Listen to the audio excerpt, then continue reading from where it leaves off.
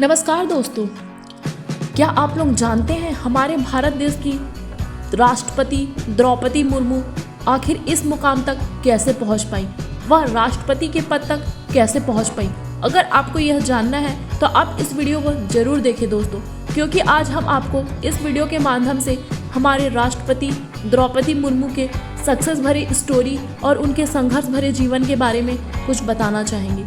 तो चलिए दोस्तों, वीडियो शुरू करते हैं कि आखिर द्रौपदी मुर्मू राष्ट्रपति पद तक कैसे पहुंच पाई। हमारे देश की जनसंख्या 130 करोड़ से भी ज़्यादा है और इतनी ज़्यादा जनसंख्या होने के साथ साथ हमारा देश दुनिया का सबसे सांस्कृतिक विविध भी है, जहां हर धर्म और हर नस्ल के लोग रहते हैं। देश में इतनी ज़्यादा वैधता होने के बावजूद हमारे देश के संविधान में स्थिति की समानता और अवसर की बात कही गई है, लेकिन सही मायने में समानता तभी इस्टेब्लिश हो पाएगी जब मुख्य धारा से कटे हुए लोगों को भी देश के प्रशासन और सरकार के महत्वपूर्ण पोस्ट के लिए अपॉइंटमेंट किया जाएगा।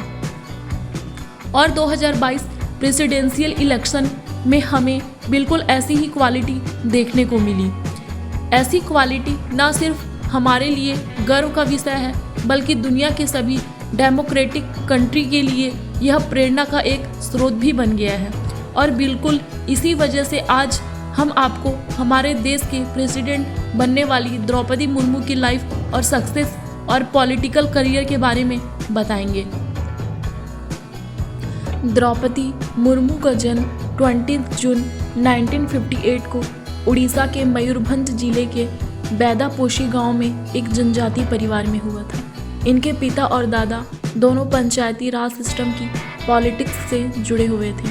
अपनी प्राइमरी और सेकेंडरी एजुकेशन कंप्लीट करने के बाद एक स्कूल टीचर के रूप में सबसे पहले इन्होंने अपनी टीचिंग करियर की शुरुआत करी और इसी दौरान उड़ीसा के रायरंगपुर में स्थित श्री औरोबिंदो इंस्टीट्यूट में इन्होंने असिस्टेंट प्रोफेसर के रूप में काम किया। इसके अलावा इन्होंने गवर्नमेंट ऑफ उड़ीसा के इरिगेशन डिपार्टमेंट में जूनियर असिस्टेंट के रूप में भी काम किया और इसके बाद पॉलिटिक्स में इनकी एंट्री हुई।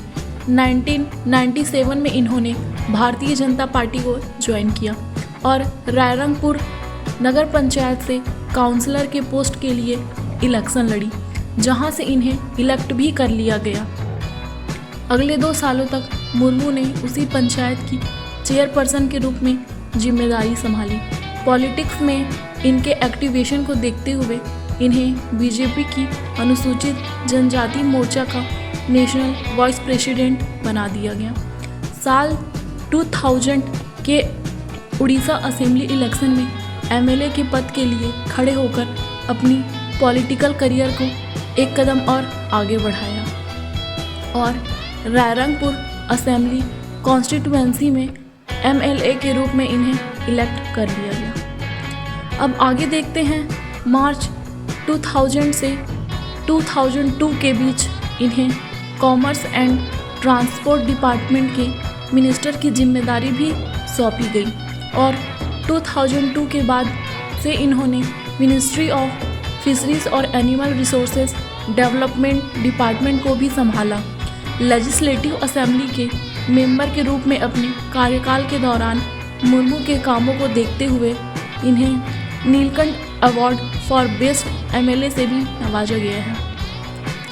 इसके बाद 2004 में फिर दोबारा इन्हें एमएलए के रूप में इलेक्ट किया गया। वहीं दूसरी तरफ 2006 से 2009 तक मयूरगंज डिस्ट्रिक्ट के बीजेपी प्रेसिडेंट के साथ साथ बीजेपी अनुसूचित जनजाति मोर्चा के स्टेट प्रेसिडेंट के रूप में मुर्मू काम करती रही। मुर्मू की पॉलिटिकल लाइफ में सब कुछ सही चल रहा था, लेकिन अचानक उनके पर्सनल लाइफ में बहुत कुछ परेशानी आ गई, जिन परेशानियों से उन्हें हताश कर दिया। साल 2009 में एक एक्सीडेंट की वजह से द्रौपदी ने अपने बेटे को खो दिया। बेटे की डेथ हो गई, जिनकी वजह से इनके मेंटल हेल्थ पर काफ़ी असर पड़ा और ये काफ़ी समय तक डिप्रेशन में भी रही। इसी के कुछ समय बाद 2013 में इन्होंने अपने दूसरे बेटे को खो दिया और कुछ ही महीनों बाद इनके हस्बैंड की भी मृत्यु हो गई। और इन घटनाओं के बाद किसी के लिए भी डिप्रेशन में जाना स्वाभाविक सी बात है। द्रौपदी के अनुसार अपने इस डिप्रेशन मेंटल जोल से बाहर निकलने के लिए वो ब्रह्म कुमारी संस्था से जुड़ी, जिससे इन्हें काफ़ी मदद भी मिली। और इसी स्थिति से बाहर निकलने के बाद इन्होंने जनता की सेवा करने में अपने लक्ष्य को दोबारा काम करना शुरू कर दिया। और 18 मई 2015 को द्रौपदी ने झारखंड की गवर्नर के रूप में शपथ ली। द्रौपदी का ये शपथ न सिर्फ इनके समाज के लिए गर्व का विषय था, बल्कि ये उड़ीसा के पूरे जनजाति समाज के लिए भी गर्व का विषय था, क्योंकि द्रौपदी उड़ीसा की पहली महिला जनजाति थी जिन्हें गवर्नर के रूप में अपॉइंटमेंट किया गया था। इसके साथ ही मुर्मू झारखंड के गवर्नर के रूप में जिम्मेदारी संभालने वाली भी पहली महिला थी। इन तरीके से गवर्नर के रूप में इनका शपथ लेना महिलाओं के लिए भी काफ़ी गर्व का बात है। 5 साल के टर्म के लिए गवर्नर बनने के बाद मुर्मू ने अपने इस टर्म को पूरा किया। अपने कार्यकाल के दौरान द्रौपदी मुर्मू ने कई ऐसी बिल्स को रिफ्यूज़ भी किया जिसे झारखंड विधानसभा में अप्रूवल मिल चुका था। इसके साथ ही गवर्नर के रूप में कार्यरत रहते हुए द्रौपदी मुर्मू ने कोरोना के समय में वीडियो कॉन्फ्रेंस के जरिए अपने कई इनिशिएटिव को आगे बढ़ाया। अपने कार्यकाल के दौरान मुर्मू ने अनाउंस किया कि उनकी मृत्यु के बाद उनकी आंखों को रांची के ही कश्यप मेमोरियल और हॉस्पिटल में डोनेट कर दिया जाए। और फिर द्रौपदी मुर्मू की डिप्लोमेटिक वर्क एथिक्स और विजनरी गोल्स को देखते हुए इन्हें प्रेसिडेंट ऑफ इंडिया 2022 के इलेक्शन के लिए NDA की ओर से नॉमिनेट किया गया। मतलब अब ये कहने में कोई शक नहीं है कि द्रौपदी मुर्मू हमारे देश के अगले प्रेसिडेंट होगी और देश के सबसे बड़े पद की जिम्मेदारी संभालने वाली वो पहली जनजाति महिला भी होगी।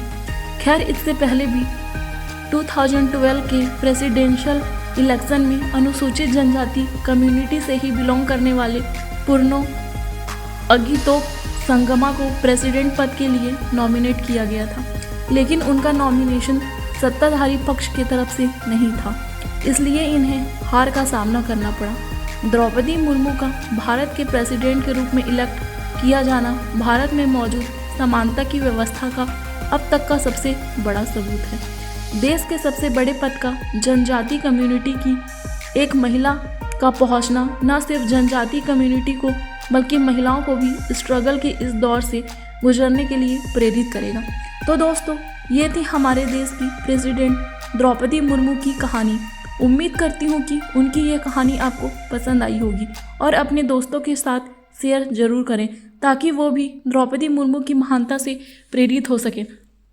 तो दोस्तों, अगर आपको ये वीडियो अच्छा लगा होगा द्रौपदी जी का संघर्ष भरा जीवन के बारे में, तो हमें कमेंट करके ज़रूर बताएं और हमारे वीडियो को ज़्यादा से ज़्यादा लाइक और शेयर करें दोस्तों। धन्यवाद।